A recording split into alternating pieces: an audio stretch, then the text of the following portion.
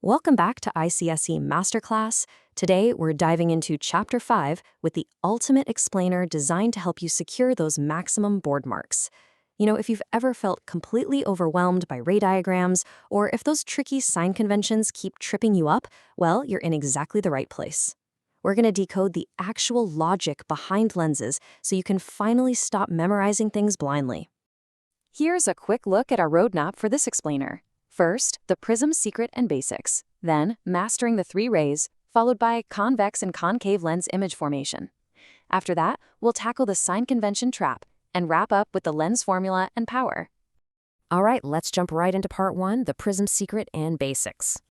So, the fundamental secret to understanding lenses is that they're essentially just a clever combination of tiny prisms. Seriously, think of a convex lens as a stock of prisms with their thick bases facing the center. Because of that, it bends light inwards towards its thick middle, converging those rays. A concave lens, on the other hand, is basically stacked with those prism bases facing outward. So it spreads the light outwards, acting as a diverging lens. Make sense, right? Now, before you draw a single line, we need to map out the arena. First up is the optical center, or O. That's the dead center where a ray of light will pass completely undeviated. Next is your baseline, the principal axis.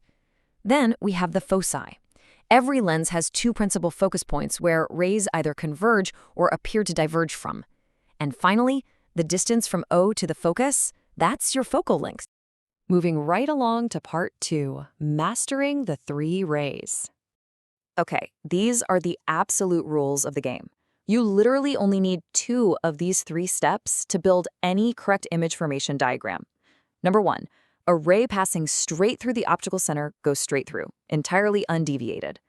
Number 2, a ray traveling parallel to the principal axis will refract and pass right through the focus. And number 3, a ray passing through the focus will refract and pop out parallel to the principal axis. Honestly, it's that simple.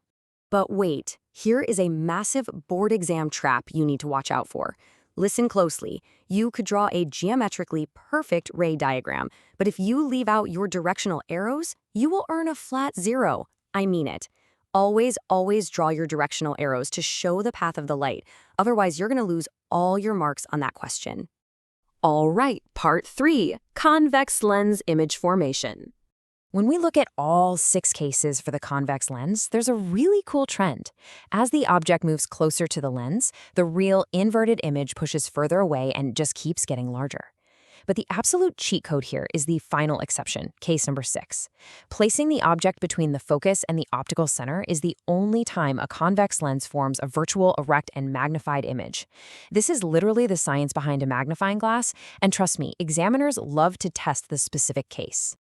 And hey, if you want this exact 6-case convex lens cheat sheet as a free, handy, handwritten note, just hit the link and join our official Telegram channel right now. We're constantly dropping chapter formula sheets and solved past year worksheets in there to keep your exam prep super sharp. Let's switch gears to part 4, concave lens image formation. Unlike the somewhat complex convex lens, concave lenses are so much easier. Here's a fantastic memory hack for you. Concave lenses are always virtual, erect, and diminished, period.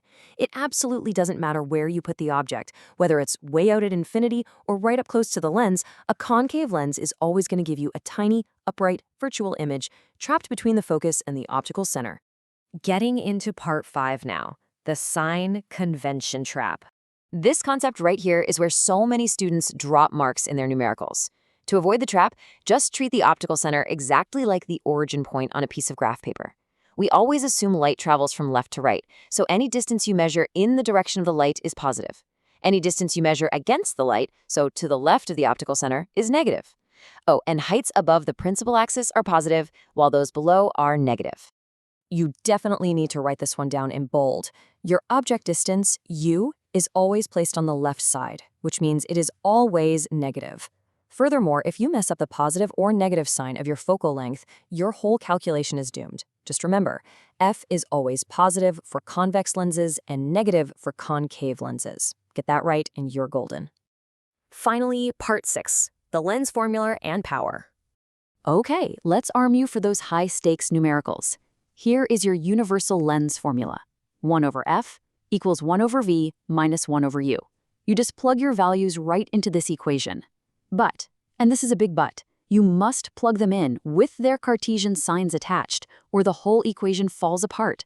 Next up is magnification. Magnification basically gives you the size ratio of the image compared to the object. But honestly, it's also a bit of a secret code. Just by reading its sign, you instantly know the nature of the image. A negative magnification means the image is real and inverted. A positive magnification means it's virtual and erect. Lastly, we've got the power of a lens, which just measures the degree of deviation the lens produces. The formula is beautifully simple. Power equals 1 over the focal length. But watch out for the classic examiner's trap here. You absolutely must convert your focal length to meters before you calculate anything. When you do, your resulting SI unit is the diopter, represented by a capital D. To make sure you can apply these exact formulas perfectly when you're under pressure in the exam hall, go ahead and subscribe to ICSE Masterclass right now. You definitely won't want to miss our upcoming numerical one-shot explainers, where we're going to take these formulas and sign conventions and apply them directly to past board papers. Now, I'm going to leave you with this provocative thought to test out your new cheat codes. If a convex lens has a focal length of plus 20 centimeters, how exactly must you position an object to make an ant look like a dinosaur? And more importantly, what specific mathematical signs will the lens formula yield for V and M in that setup? See if you can figure out the exact math behind the magnifying glass before exam day. Review those tables, apply your Cartesian rules, and I'll catch you in the next explainer.